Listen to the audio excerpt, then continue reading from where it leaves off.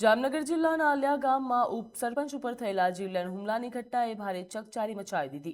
પીજીવીસીએલમાં અરજી કરવા મુદ્દે થયેલા વિવાદ બાદ અજાણ્યા શખ્સોએ બેઝબોલ પરથી ઉપસરપંચ ઉપર હુમલો કર્યો હોવાનું સામે આવ્યું છે, જ્યાં હુમલામાં તેમના હાથ અને પગમાં ગંભીર ઈજા પહોંચી છે, તેમજ ફ્રેક્ચર થતાં તેમને તાત્કાલિક 108 મારફતે હોસ્પિટલ ખાતે ખસેડવામાં આવ્યા હતા, જ્યાં તેમની સારવાર પણ ચાલી રહી છે। ઘટનાના પગલે સમગ્ર વિસ્તારમાં તણાવનો માહોલ જોવા મળ્યો, જ્યાં પોલીસે ગુનો નોંધીને હુમલાખોરોને ઝડપી પાડવા માટે તપાસનો ધમધમાટ શરૂ કર્યો અને હુમલા પાછળના કારણોની પણ તપાસ હાથ ધરવામાં આવી।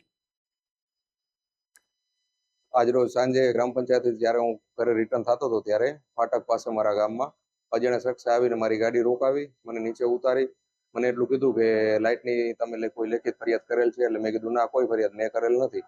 તો એ બાબતે ખાર રાખીને કે કોઈ પણ વસ્તુ હોય મારા ઉપર હુમલો કરેલો, મને પગમાં ફ્રેક્ચર થયું છે, હાથમાં ફ્રેક્ચર થયું છે, જાનલેવા હુમલો કરેલો અને સાથે છરી પણ રાખેલી હતી। છરીનો ઉપયોગ નથી કરેલો, છરી એને રાખી દીધી છે અને લૂંટ કરેલી છે। 7 થી 8 હજાર રૂપિયા મારા ખિસ્સામાં હતા એની। ના, જોયેલો નથી ક્યારે, અજાણ્યો વ્યક્તિ હતો।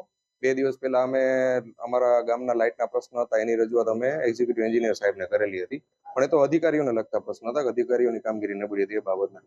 વ્યક્તિગત કોઈ વ્યક્તિનો અમે ક્યારેય રજૂઆત કરેલ નથી, કોઈ વસ્તુ કરેલ નથી।